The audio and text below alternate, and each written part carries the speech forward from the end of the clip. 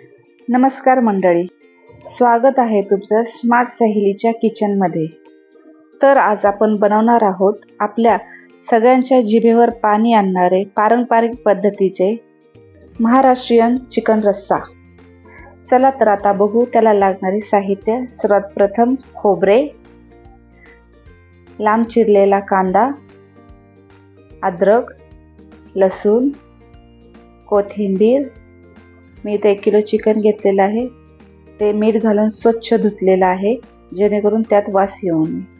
लागणारे मसाले: धना पावडर, गरम मसाला, काश्मीरी लाल मिर्च, कांदा मसाला, हळद आणि हा माझा होममेड गरम मसाला।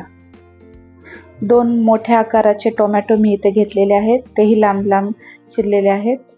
चिकन आपण मीठ आणि हळद टाकून जर धुतले तर त्याचा वास येत नाही, त्यामुळे यापुढे तुम्ही चिकन ज्यावेळेस धुताल तर ते मीठ आणि हळद टाकून स्वच्छ धुवा। आता मी एक पातेले घेतलेलं आहे, त्यामध्ये आपण पूर्ण स्वच्छ धुतलेले चिकन घेऊयात, त्याचं पूर्ण पाणी काढूयात। लसूण अद्रकची पेस्ट मी इथं घेतलेली आहे 2 मोठे चम्मच।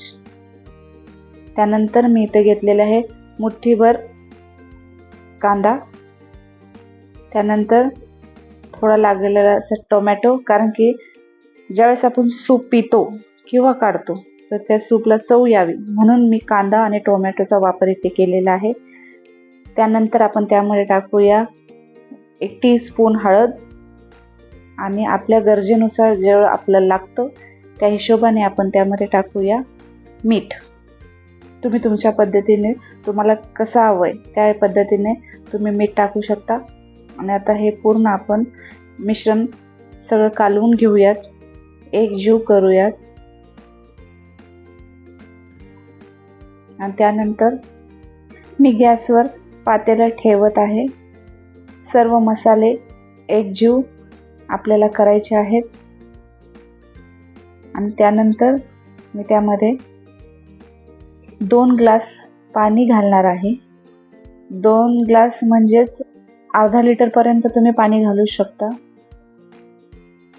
कारण कोणाकोणाला सूप जास्त लागते आणि कोणाकोणाला कमी लागते, तर त्याप्रमाणे तुम्ही 1 किंवा 2 ग्लास पाणी टाकू शकता।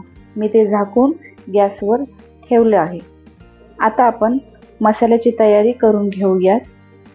मी तवा गरम करायला ठेवला आहे, त्यामध्ये मी उभा चिरलेला कांदा टाकत आहे आणि तो आपल्याला व्यवस्थितरित्या भाजून घ्यायचा आहे। कांदा लाल होस तोपर्यंत आपल्याला भाजायचा आहे।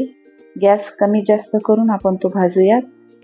तुम्ही बघत असाल की कांदा मी भाजलेला आहे आणि तो पूर्णपणे लाल झालेला आहे।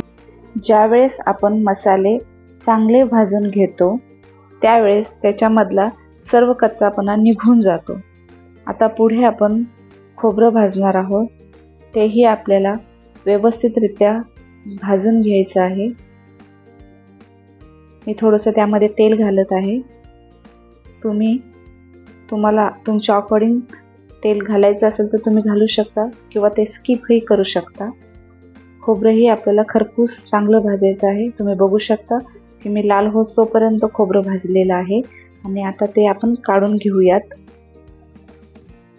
आपण व्यवस्थितरित्या सर्व काढून घेऊयात। मसाला तयार झालेला आहे, आता आपण तो बारीक करून घेऊयात। आपल्याला पुन्हा थोडीशी लसूण अद्रक आणि कोथिंबीरची पेस्ट लागणार आहे। एकीकडे आपलं चिकन शिजत होतं, आपण ते बघूयात की ते पूर्णपणे शिजलेलं आहे किंवा नाही। चिकन आपल्याला पूर्णपणे शिजून घ्यायचं आहे, तुम्ही बघू शकता ते 70% 90% असं नाही तर आपल्याला 100% ते पूर्ण शिजून घ्यायचं आहे।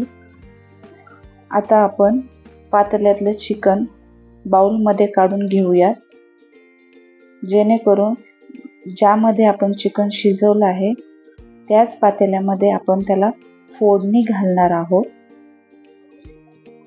आता आपण त्यामध्ये थोडंसं पाणी घालून ते पूर्णपणे धुवून घेऊयात।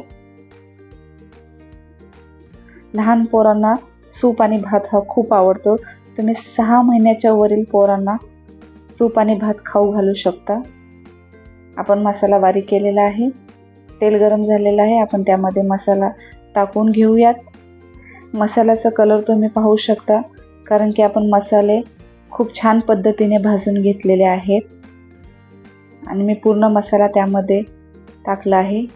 आणि आपण आता लसूण अद्रकची जी पेस्ट ठेवली होती तीही त्यामध्ये टाकूयात. मसाला भाजताना मी जो टोमॅटो ठेवला होता तोही मी बारीक करताना त्यामध्ये टाकलेला आहे. व्यवस्थितरित्या आपण ते हलवून घेऊयात. आणि आता जे जे आपण मसाले घेतले होते ते सर्व त्यामध्ये टाकूयात.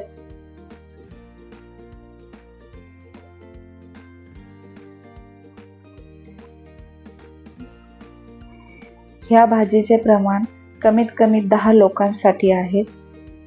10 लोकांना ही भाजी पुरेशी आहे. तुम्ही बघू शकता मी पूर्णपणे मसाले एकजीव केलेले आहेत. आता ह्याला तेल निघेस तोपर्यंत आपण झाकून ठेवूयात. झाकण आपल्याला पूर्ण नाही लावायचं आहे, ते थोडं उघडं ठेवायचं आहे. कारण जर झाकण आपण पूर्ण लावलं तर भाजीला तेल येत नाही. मी एकीकडे गरम पाणी ठेवलेलं आहे आपल्याला भाजीमध्ये टाकण्यासाठी. जर तुम्ही गरम पाण्याचा वापर भाजीमध्ये केला तर भाजीला खूप छान अशी तर्री येते. थंड पाण्याने भाजीला तर्री येते, पण ती खूप कमी येते. तुम्ही बघू शकता मसाला मी भाजत असताना मसाल्याने तेल सोडण्याची सुरुवात केलेली आहे. आणि अजून आपला पूर्णपणे मसाला भाजून नाही झालेला आहे, तर मी अजून झाकून ठेवत आहे. आता तुम्ही बघू शकता वाव, किती छान तर्री आलेली आहे. ते पुन्हा एक वेळा आपण हलवून घेऊयात व्यवस्थितरित्या. या पद्धतीचं चिकन तुम्ही एक वेळा नक्की ट्राय करा, खूप छान बनते. उकळलेलं चिकन आणि त्याचं सूप आपण मसाल्यामध्ये टाकून घेऊयात. अगदी सोप्या पद्धतीचं हे चिकन आपण बनवत आहोत, जे आपल्या किचनमध्ये आपल्याला सर्व वस्तू मिळतील अशा रीत्या. आपण पाणी गरम केलेलं होतं, ते पाणी आता आपण त्यामध्ये घालूयात. तुम्ही बघू शकता की पाणी गरम झालेलं आहे. पाणी गरमच टाका. तुमच्या हिशोबाने तुम्ही पाणी घालू शकता. माझ्या घरामध्ये सर्वजण कालवण मीडियम पद्धतीचं खातात, त्यामुळे मी थोडा रस्सा हा पातळ केलेला आहे. तुम्ही बघू शकता. पाणी घातल्याच्या नंतर आपल्याला त्याला झाकून ठेवायचं आहे एक उकळी येस तोपर्यंत आपण कोथिंबीर बारीक चिरून घेऊयात. एक उकळी आलेली आहे. तुम्ही बघू शकता की भाजीला किती तर्री आलेली आहे. बारीक कापलेली कोथिंबीर आपण त्यामध्ये घालूयात. कोथिंबीर आपल्याला संपूर्ण भाजी झाल्याच्या नंतर गॅस बंद केल्याच्या नंतर कोथिंबीर आपल्याला घालायची आहे.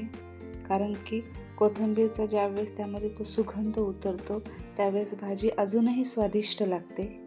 वापरले गेलेले मसाल्यांचे प्रमाण मी खाली दिलेले आहेत, तुम्ही बघू शकता. तर चला मंडळी, आता आपण ताट वाढून घेऊयात. चमचमीत कालवण आपलं तयार झालेलं आहे. ज्यावेळेस आपण चिकन बनवतो किंवा नॉनव्हेज पदार्थ काहीही बनवतो त्यावेळेस आपण इंद्रायणी तांदूळाचा वापर करा, त्याचा स्वाद आणखीन वाढतो. प्लेट आपली तयार झालेली आहे. तर चला आपण टेस्ट करून बघूया कशी झालेली आहे भाजी. वाव, एक नंबर झालेली आहे. व्हिडिओ पाहण्यासाठी धन्यवाद. आवडलं तर नक्कीच लाईक करा.